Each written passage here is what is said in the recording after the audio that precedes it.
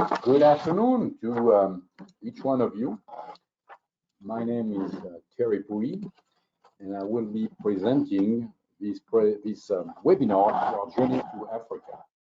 Before we go into the webinar itself, let me bring some information on the doing of the webinar. On the right side of your screen, you should be seeing a document called the Webinar Control Panel. There's a couple of things interesting over there. First of all, excuse me, this webinar is done in listen-only mode. So if you have any questions for us, my staff is monitoring the little tab over there called Question, where you can type your question and we will be answering them at the end of the presentation. There is also another tab called Hands Out, and in that particular tab, we have one document, which is the brochure of our journey to Africa, which is describing day by day of what is happening. And at the end of the webinar, all of this is being recorded. We will have a version made for you on YouTube, and we'll be sharing that through an email that we'll be sending out today. So now, since all the technicality has been covered, let's go deep into our journey to Africa. So first of all, our journey has been created 25 years ago. And from our first journeys down to the island of the Bahamas, excuse me, we've expanding tremendously.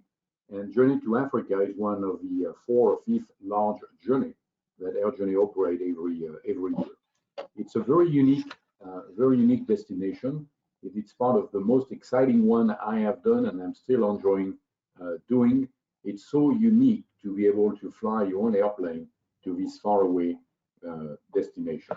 So let's go deep into the journey itself. Let's review the itinerary. You've seen a glimpse of that slide before. It's basically a crossing of the Atlantic by way of Greenland and Iceland. And then through part of Europe on the way down, we're going to be visiting the east coast of Africa, all the way down to Cape Town. And we're coming back again through the east coast of Africa after visiting the gorillas in the beautiful park of Kigali and the volcanoes, then on to the Nile River Valley with Abu Simbel and Aswan, and then through Europe with a little bit of touch from Rome and then Deauville in Normandy. So we're going to discover all of these destinations one by one, but before the stats on the journey, it's a total of 52 days. We're going to be covering from our departure point in Quebec City, a return to Bangor, about 20,500 nautical miles. We'll be setting foot in 3 continents and visiting 20 countries, and total we have 30 destinations. That's enough material to fill out a book of memories and share with your friends and family. Different countries we visit, and we go in details into all of them. There's Canada, of course, at the beginning. Greenland, Iceland, that's for the crossing. Then on the way down to Africa, sorry, we're visiting Ireland, Spain, Malta, a bit of Turkey, Egypt, Djibouti, Tanzania, Mozambique, Botswana, South Africa, Namibia, Zambia, Rwanda, Ethiopia, and then Cyprus, Italy, France, and back through Iceland and Greenland to return to the US via Canada. So the way our journey works, there is the creation of the itinerary that's all done in-house before the journey. But as we operate the journey, there is 3 different departments which are important. The first one is your journey director. The journey director is the gentleman or the lady who is going to be escorting the journey from the beginning to the end. And they have the responsibility of the group. They have your well-being in charge of making sure everything is fine. But they don't do that alone. At home, here in the office, we have the land department support team who check all of the aspects of the land arrangement, including transfer, sightseeing, meals, etc. And then on the flight part, you have the flight department, which handle everything related to the plane, the flying, the parking, the permission, and so on. The idea is that this is your journey, this is your vacation, and we are there, the team is behind in order to make sure that every shores at the airport, flying and so on is taken care of, and minimize the amount spent doing that and maximize the amount spent to enjoy the journey. So let's do a little bit of itinerary review along the way. And we're going to discover that itinerary taking us to the lions of Africa. So the first thing is our crossing going to Europe. I'd like to show that slide because you can see that every leg of the journey is pretty short, less than 1,000 miles, with the exception of the last one. But going to Greenland, where we spend one night, we're going to be crossing over to the northern part of Canada to a place called Kuujjuaq. And I promise at the end of the journey, you're going to be able to pronounce all of his names. Then on to Kangerlussuaq, which is an overnight stay for us in Greenland, inland of Greenland. And then on to Reykjavik, Iceland, and then down to Shannon in Ireland. And if the range is limiting for your airplane, we can always organize, and we will organize a stop in the northern part of the UK, somewhere in Scotland along the way. We leave, or we start our journey from Quebec in Canada. That's the French side of Canada. And we're staying at the beautiful Chateau Frontenac, which is a very enjoyable place. Also give you a little bit of exotism and to give you a sense that your faraway destination is starting. Quebec City is a very important stop and a very important beginning for us, because that's where you're going to be meeting your journey director, the participant and fellow going to be joining you on the journey.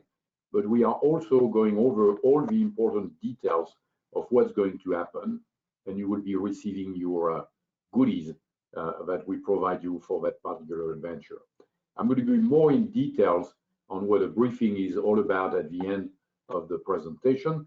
And you can see the goodies there go from shirts, jacket, hat, backpack, etc. We want to make sure that you're all prepared and ready for that journey. First stop after Kuujjuaq in Canada is going to be Kangerlussuaq in Greenland. Again, pretty easy to pronounce after you've done it many, many times.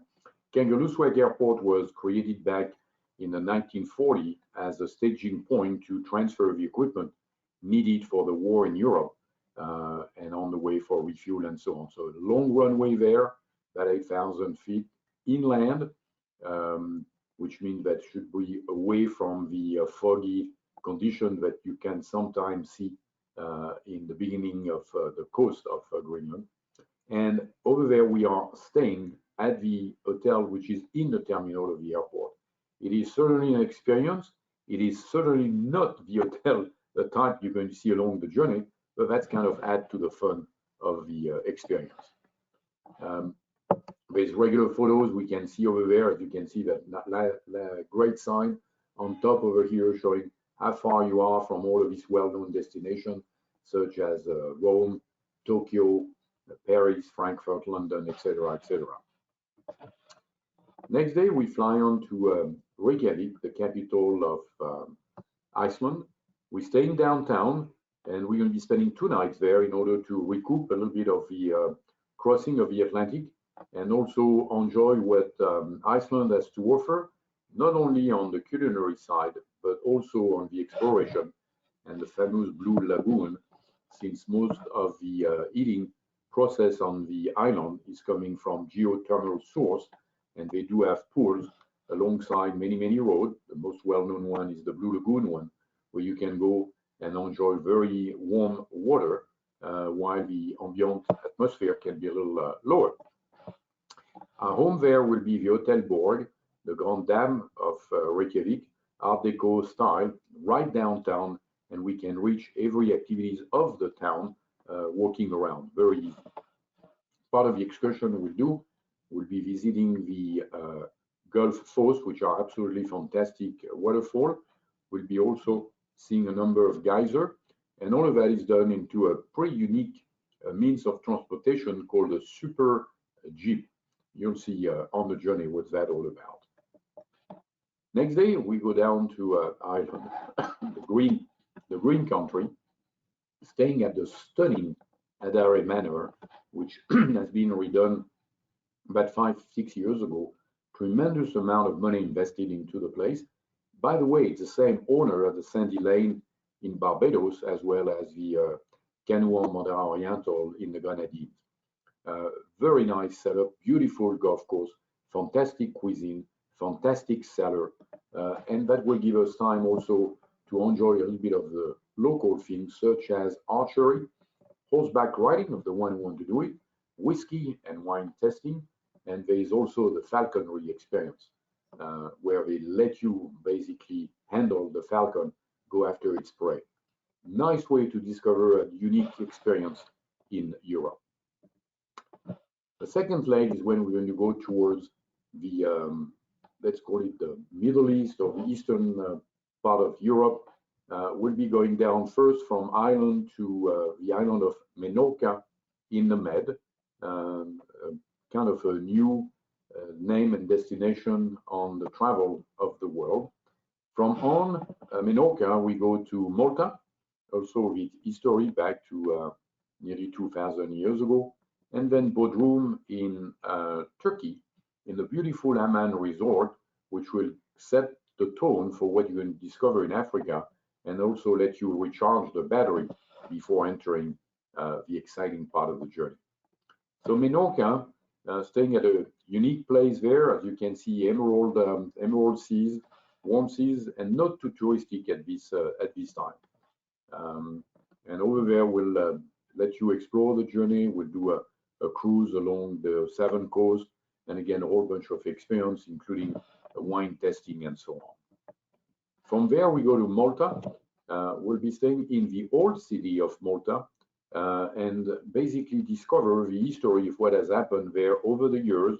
The Templars, the Second World War, being a bastion of the British Empire, plumbing by the German, but never giving in. Unique destination, lots of history. And we will be enjoying the Knights of John, the cathedral over there, and the private palace with a direct connection we have with the owner, and of course understanding the Order of St. John's. Then on to Bodrum, Turkey, staying at the Amman Yura resort.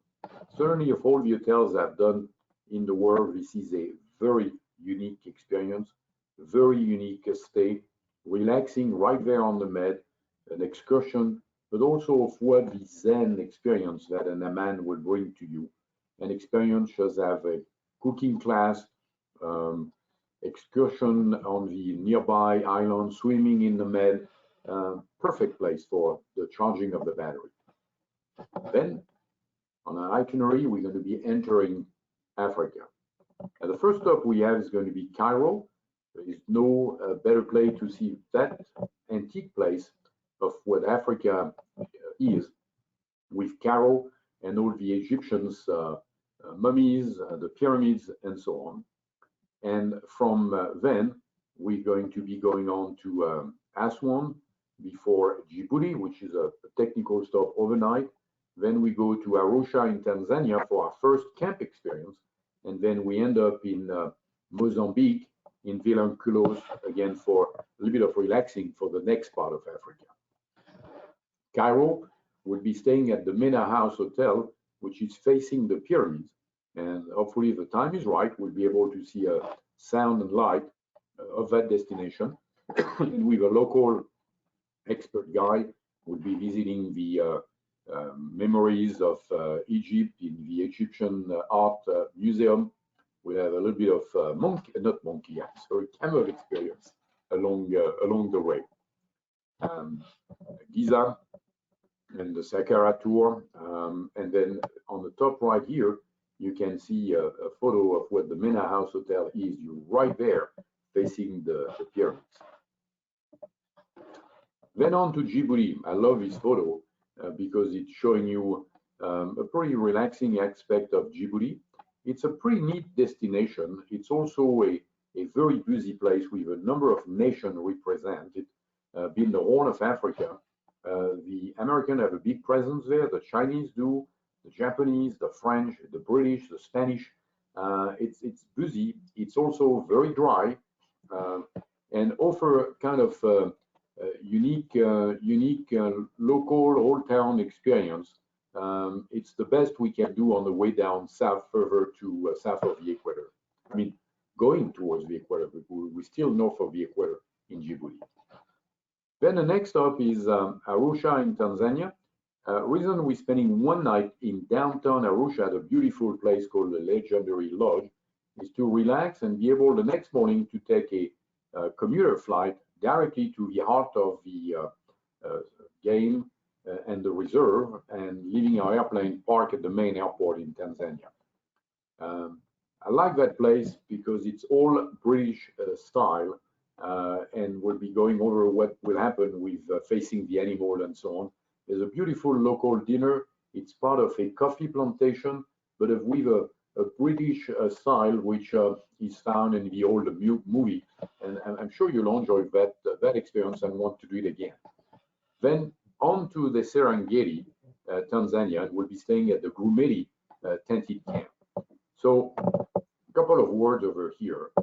Important to understand what the experience of this park is. We go to the Grumeti Serengeti because it's a private park inside the Serengeti plain. And being private site or private reserve, that's let us enjoy the animals and get very, very close to the animal. There's not the same restriction as the public park, where cars visiting the different sites need to be staying on the trail or be staying on the road. They can go off-road, they can go very close to the animal. They are handled by expert guide, and you seeing nature in a way you've never seen before. And the animals are extremely close to you. For the animal, a car is basically like a big animal. Doesn't seem to be a threat to them because no one of the animal has been attacked by a car, and they don't see that there is occupant inside the car. So it's a very unique way, and I love these private reserves because you are really connecting with nature. After that exciting experience in the reserve, because you're going to have what they call the game drive, some of them are at sunrise. When I mean sunrise, you're going to be in the car even before the sun has risen. It's going to be very early. Back to the camp, breakfast, a bit of relaxing.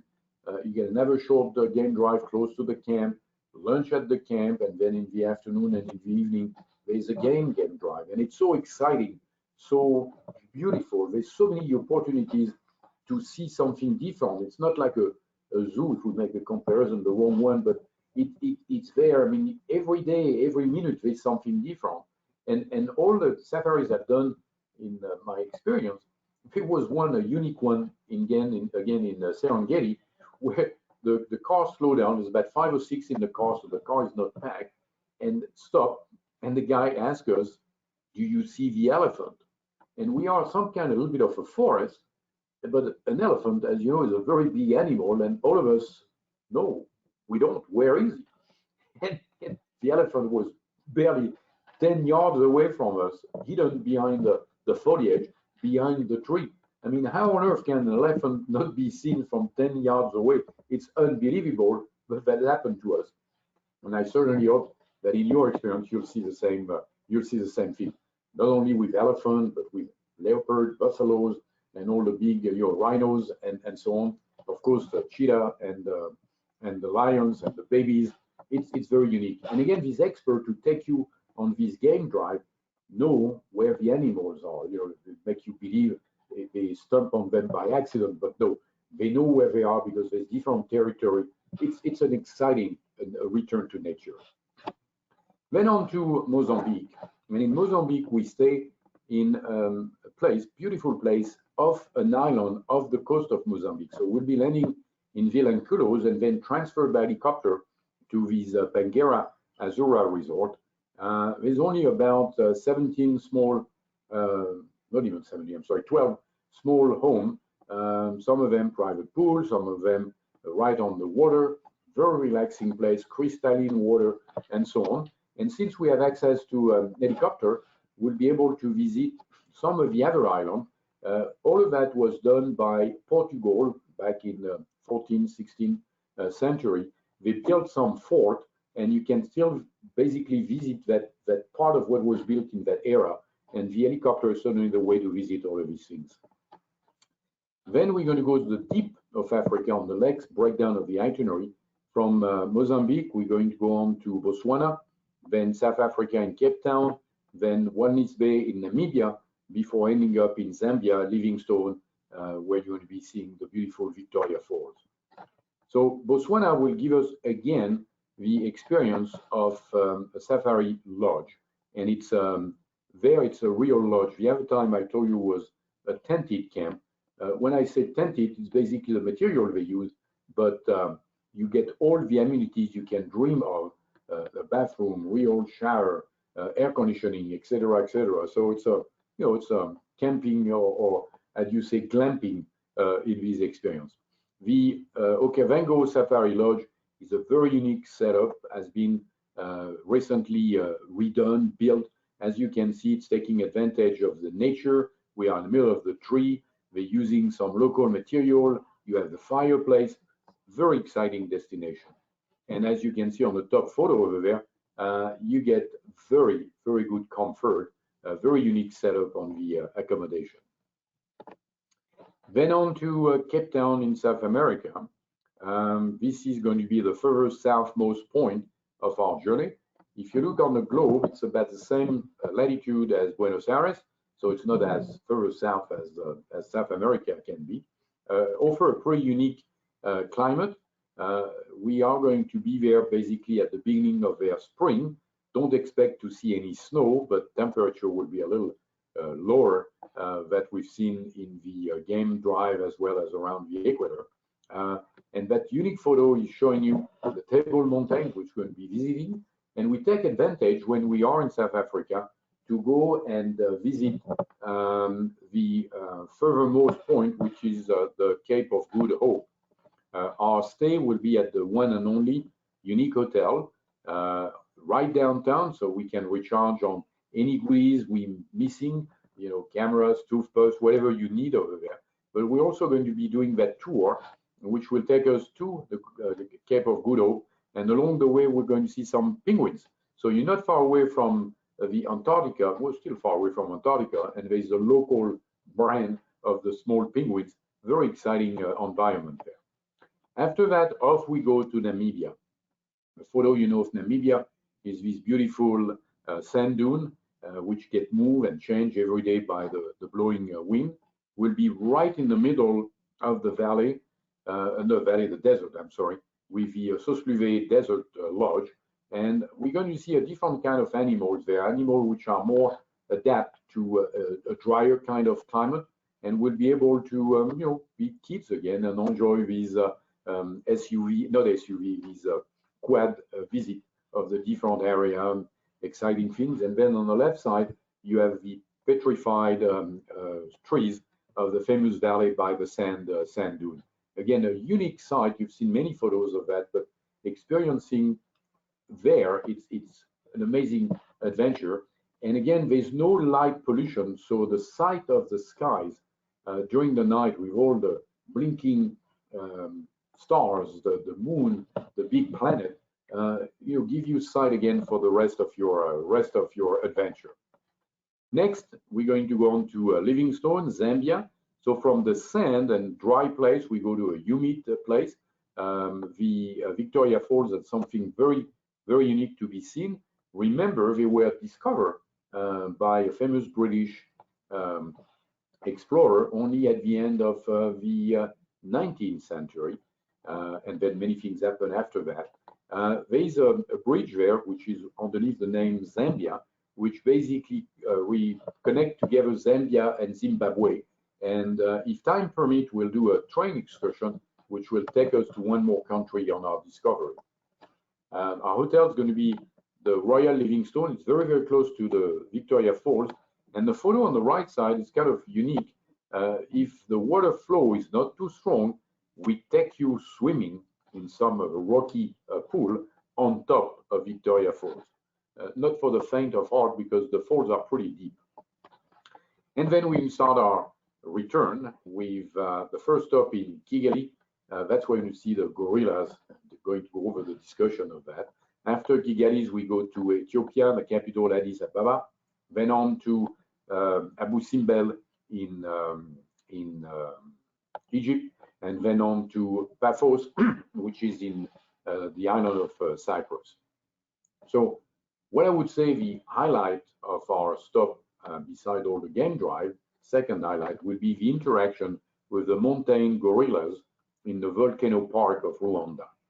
We'll be staying one night at Kigali, then we'll be transferred by helicopter to the foot of the reserve with the gorilla, and we'll be trekking to interact with these people, I'm sorry, I should say with the gorilla, and then we'll be staying at the magnificent one and only gorilla's nest, because it's right in the heart of the gorilla situation. All the photos you see beside the one of the hotel are photos that have been taken while we, in previous journey experience. The one on the left is a photo of a very close gorillas, and the one on the bottom is showing the gorilla with the group in the background. There's always a ranger with us. But what I want to say is that the gorilla come extremely close to us, can be a foot away. You get the families, you get the babies. It's something that doesn't leave you cold. I mean, it's a unique experience. Only very few people can do it, and that will change you for forever. Thinking, that there is animals on the planet who, can interact so easily with human being, and the only thing missing in a way is their ability to speak. If we can go that way. After the next stop, when we leave that experience, we go on to Ethiopia. We'll be staying 2 nights at Addis Ababa, and we'll be exploring what the town has to offer. One of the most unique places is the Museum of Ethnography, where the basic beginning of human beings started in that part of the world. So they go back to what they found, exploration, how long ago was the skeleton, etc., etc., etc. Again, a very big eye opener of where human beings are coming from. Then we're on our way to Abu Simbel. Very nice art of what the Egyptians brought back to us.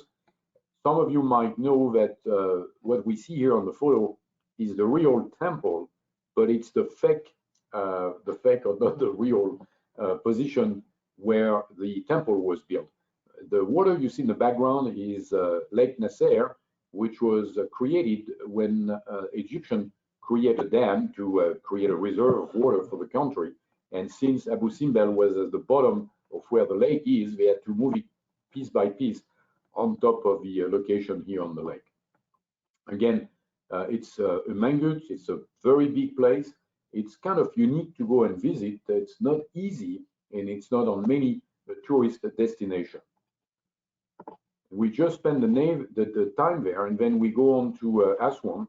We're staying at the old Cataract Hotel, which has a lot of history. It's right there on the Nile, and give you the desert in the background with all the sand, as well as the modern and the water in front of you. And we'll do a little bit of cruising on the Nile in Beit Felouk, as they call it.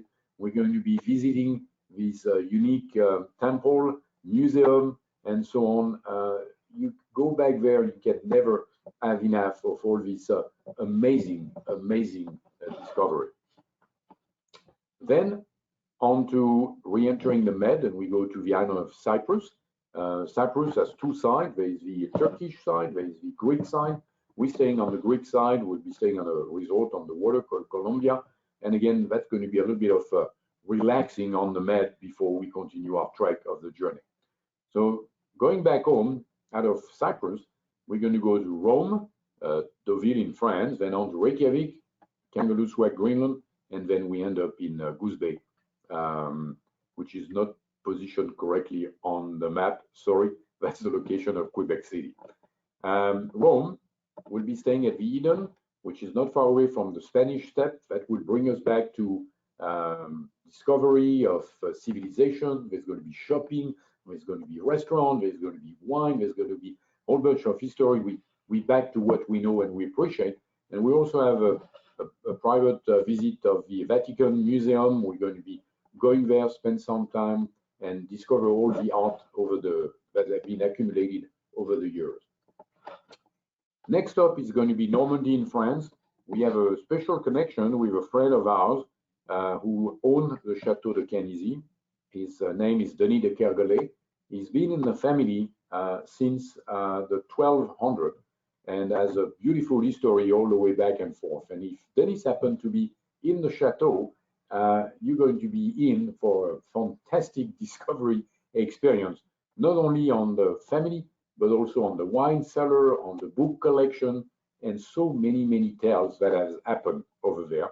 Of course, one of the last one and sad moment when was the castle was taken over by the Germans during the Second World War, and we would take advantage of being in the chateau to visit the sites of the D-Day. We'll see the American cemetery, as well as other important memorial who've taken place around there. So you've got a discovery of the journey. Let's go now on some of the important things of going to happen during the journey. I'm not going to spend too much time because I think I whet your appetite and there's still space available on the journey. But there's important things we'd like to share with you. The journey is limited to 6 airplanes, and that's been usually 6 couples plus the journey director. But we love, and you would love to bring friends, to bring family along the way, because that modifies the group dynamic. We have other stories, other interaction, and so on. And all of these long journeys, we have indeed many people who bring friends, bring family, and everybody has fantastic memories of that. The pace of the journey, it's usually 3 or 4 days each location, 2 to 3 nights. The rule set up by my wife, Sophie, was we don't do 9 a.m. departure, so we don't have to rush, and we are enjoying the hotel. We spend a minimum of time at the airport. So the day is to enjoy, discover, and have a real vacation. Left side of the slide here is telling you that we have about 33% of the journey on relaxing and 38% on touring. The plane side is pretty limited. There's 24% of the day we fly compared to the duration of the journey. So we really don't do a journey to fly from A to B and basically be happy with the flight. We do the journey to enjoy the destination and really take it all in to appreciate the long trek we've done and see what is there to be seen. Let's go over a couple of requirements needed for the journey. Of course, you're going to need a passport. That passport needs to be good 6 months after your return. And when we do this journey, there's a number of visas required. So we help you secure a second passport. So, and the second passport is usually good for 4 years. So from now on, for the next 4 years after the journey, you're going to have 2 passports in your hands. It's always something nice to have. On the journey, we're going to need 6 visas. There is the one in Rwanda, Tanzania, and Mozambique, who need to go physically to the embassy or the consulate and get stamped in your passport. And we get the one online, what we call the e-visa for Egypt, Zambia, and Djibouti. We do all of that for you when you go on the journey. We secure all of these things. We take care of them. You're still going to have to sign the application, but we even fill the application for you. On the journey, as soon as we enter Bodrum and then the rest of the journey until we return to Rome, we're going to be flying with pilot uniform. And I'm going to, we're not going to go into all the details, but all of us will be looking like a real crew along the way, our experience. Then the next thing is luggage and packing. That's always a fantastic experience. So we've done many of these journeys for 25 years, so we can give you some advice. We'd love for you to listen to them, but I'm sure you've traveled before and you know what to do. But the main concept is to stage the luggage for ease of travel. We want to have your luggage on wheels. We need to have them organized by weather type. Keep in mind that you don't need to take 58 days of underwear. There's laundry service along the way. So, 5 might be good, and then you can get them washed and wash over. We'll provide you with luggage tags with your name on one side, the tail number on the other side. That will be very helpful for the hotel. It will be also very helpful at the airport when the crew will need to disperse the baggage per airplane. And you also need to learn how to pack the plane. This is an example of what you should not be doing. The luggage here is very good staging for traveling, but what you can see here, these 6 pieces are just for one couple. Can't do that. So, but this is also a little side advertising for a glove company who does these beautiful luggage, very well built, very light, and as you can see, with one hand, you can move 6 pieces.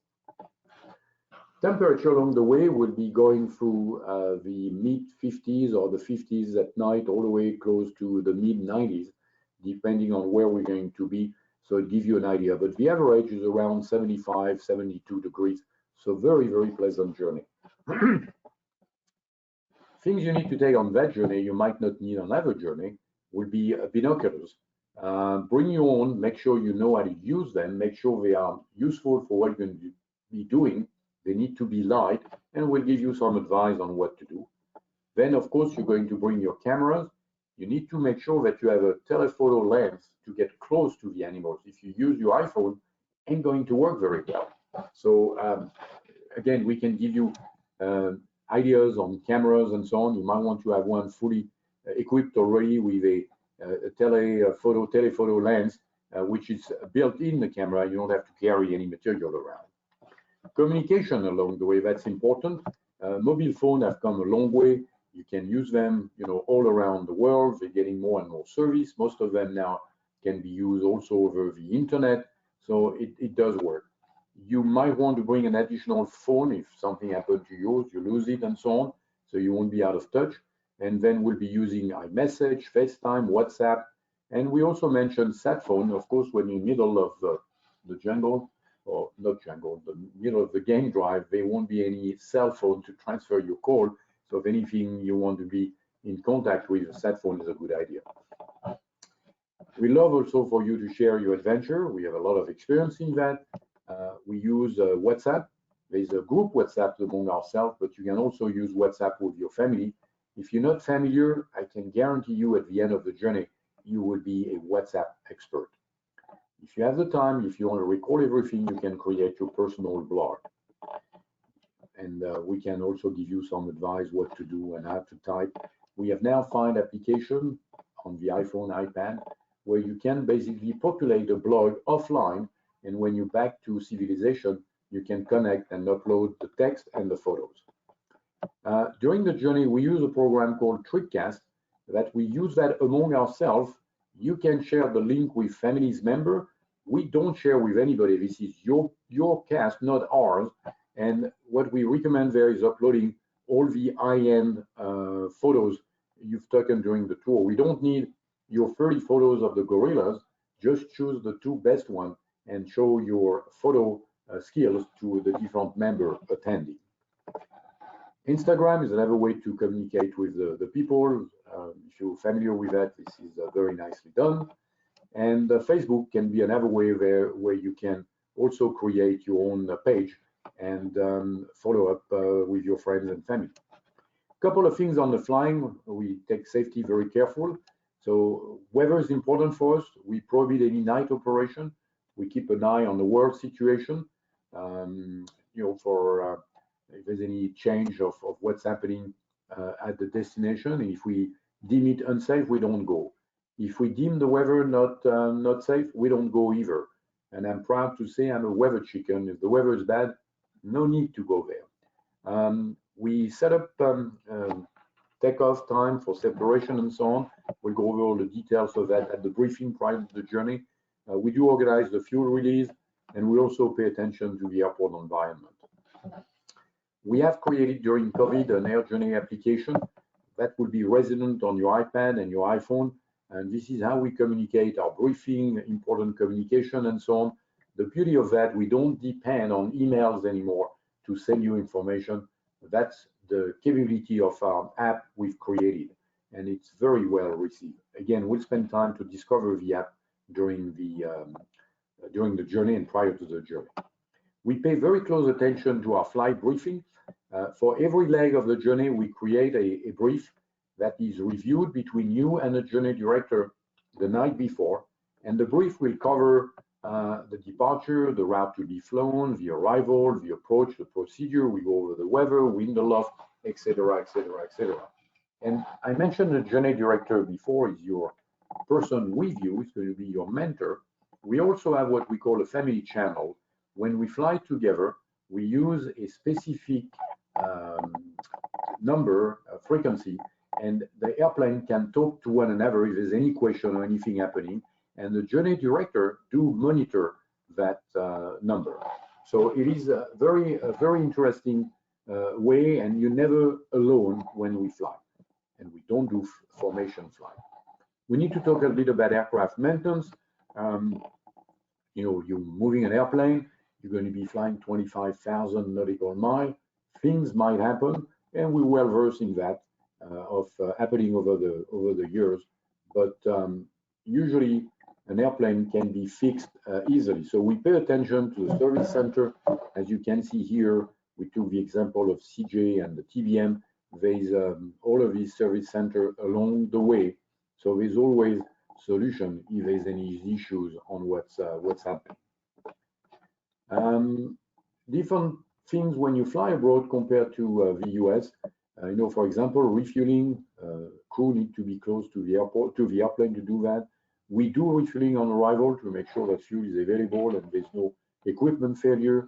We provide you with a jet fuel conversion because fuel in some other part of the world is even done in pounds or liters. We also ask you to secure a fuel card before leaving on the journey. And in preparing that webinar, I can tell you that the cost of the fuel along the way, as of last week, was $4.98 a gallon.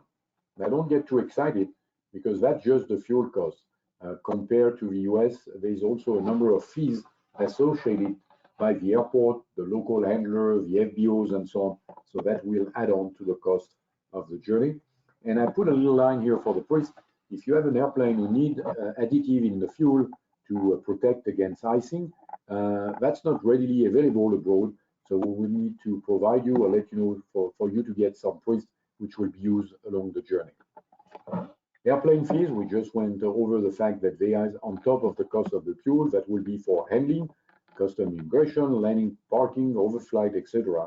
And usually on this long journey, what we do, we ask you to provide us a little reserve before the journey, and we pay all of these bills out of Air Journey or sent by and paid by Air Journey. So you have the time at the airport down to a minimum, and you don't have to wait for an invoice by the local authorities. We do recommend trip cancellation insurance. It's mostly for travel insurance, for any sickness, family-related issues, and so on. I need to point out very clearly that trip cancellation insurance does not cover any mechanical failure of the airplane. So we have explanation on that. If you're interested and if you join the journey, we'll have our person giving you over the details of what needs to happen. We'll be sending you also ahead of the journey a special request profile. We need to know you. We need to know what you like on the journey. If there's any dietary restriction, if there's things you like to do. One of the fun things I always want to mention, on one of our journey around the world, we had a lady who was training to do some professional skating. So we had to find skating ring all around the world. Well, the funny one was the one in the Arab Emirates. The other funny one was the one to be found in Thailand, but we managed pretty well. So nothing is impossible. Tell us, we'll make it happen. So now it's time for question and answer. During the webinar, hopefully you wrote some answers. Yes, I do have some question over here.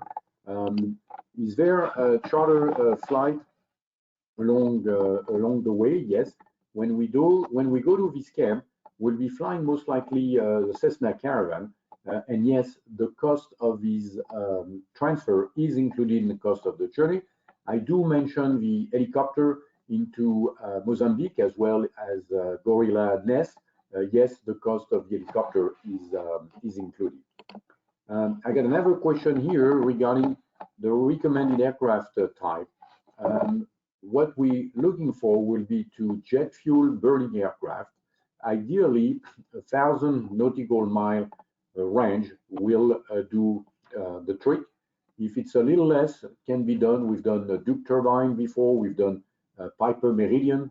I love the M600. Of course, any kind of jet will be along the way. We use paved runway. We used runway with a minimum length of 5,000 feet, so there shouldn't be any restriction for that. And the altitude is up to you. If you're not RVSM, we'll limit the flight at 28,000. If you are a jet and you're capable of flying at 41 or 45,000, we'll get you all the way there. Usually a mix on this journey is jets and turboprop, King Air, TBM, PC-12, and so on. Hopefully we get an epic plane on one of these journey. On another question here on the fuel card, what is the recommendation? We do most of our fuel release with world fuel. They basically present all around the world, and that will be our fuel card of choice. We want to have all of the journey on the same provider in order to avoid going, through different things. So world fuel will be the one needed. Question on packing. That's up to every person, but you would keep your luggage all the way through the journey. If you do buy any souvenirs or any things like that along the way, the shipping point would be Cape Town on the way down, would be Rome on the way back. That would be the two recommendations. If you try to ship anything from another country, I wouldn't be, I would make sure that everything is done properly. Medicine. Well, we didn't go over inoculation on the journey. That's something we visit prior to the journey. There's nothing specific for the journey. We will, of course, request for you to check what you have. If you need a booster for tetanus or things like that, we'll make that happen. I got another question here about altitude along the way. I guess that's for altitude on the land. The highest point we're going to be is going to be Addis Ababa. That's about a 5,000 foot elevation. And the other one, which is interesting, is Victoria Falls. No big deal. It's about 3,500 feet, so shouldn't be any consideration. Except the first time I went there years ago, I was in a PBY Catalina, trying to take off from the river above the fall at about 1 p.m. with an ambient temperature of 98 Fahrenheit. But nevertheless, we never took off. So we disembarked, cleared custom again, and drove to the airport where the airplane picked us up there, and we were able to take off from hard ground instead of water. And that's about it. I got no more questions. So thank you very much for attending the seminar. Got many questions. The office is available to answer any more. We still have opening on the journey, and we'll look forward to having you on this journey or on any other journey. Thank you very much for attending.